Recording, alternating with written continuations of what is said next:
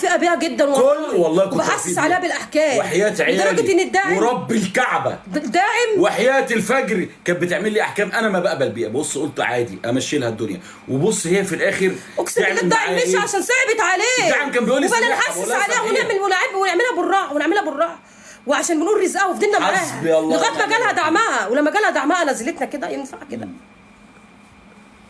مش هقول غير حسبي الله ونعم الوكيل. اللي يلعب معاها هياخد على قفاه.